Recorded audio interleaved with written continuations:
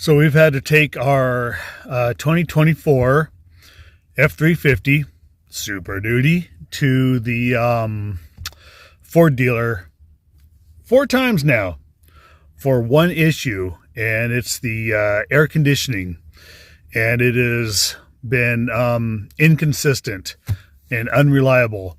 So sometimes it blows cold air, sometimes it doesn't. I don't know if it's the same compressor that they put on the 7.3 liter Godzilla engine.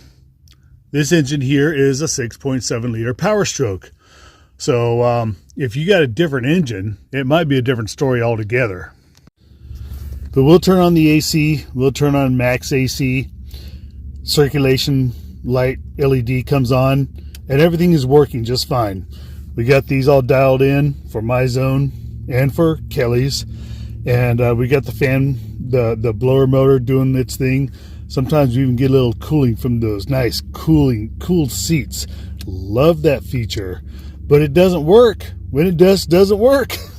So sometimes the AC blows cold air and sometimes it doesn't. So on our last trip, what we found out is that they only needed it for 3 hours.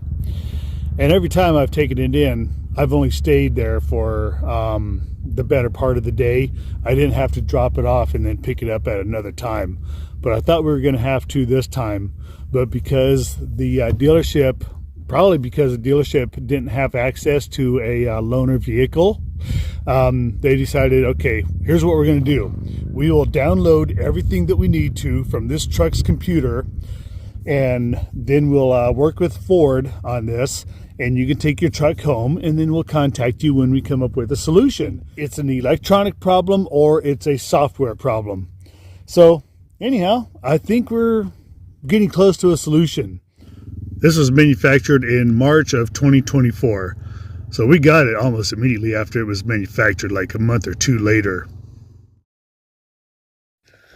So if you got one of these Super Duties, you might have a similar problem. And so if you do, then you get kind of an idea of what you can expect.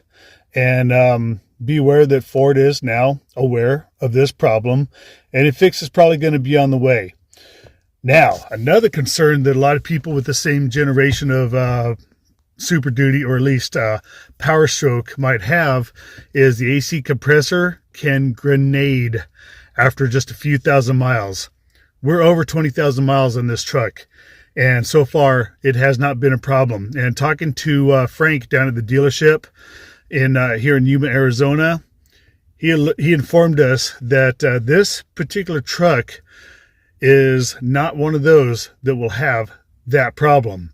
So even though we got a fuel pump that might grenade at any point, we don't have an AC compressor that might grenade at any point. And so if you're concerned about that, hopefully I've given you some reason to not be concerned, but we'll see how this goes. And if you know anything about this issue, let me know. And we'll also produce an update after this on what happened to the whole software problem. As for the grenading fuel pump, not something I'm too concerned with. It's a Bosch C34, I think is what it's called. I'm glad they put a C in there, because putting C and 4 together on an item that can grenade just very bad for it. So it's just a bad look. But I use arc oil fuel additive.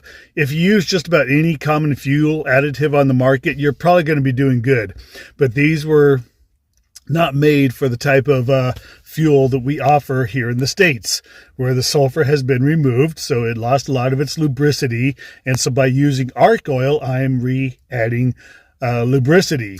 Here's part I'm going to have to edit out. Hey, if you're using arc oil, XPD, Hot Shots is another popular brand. I don't know, maybe even House is good. I used that for a little while. Just use something.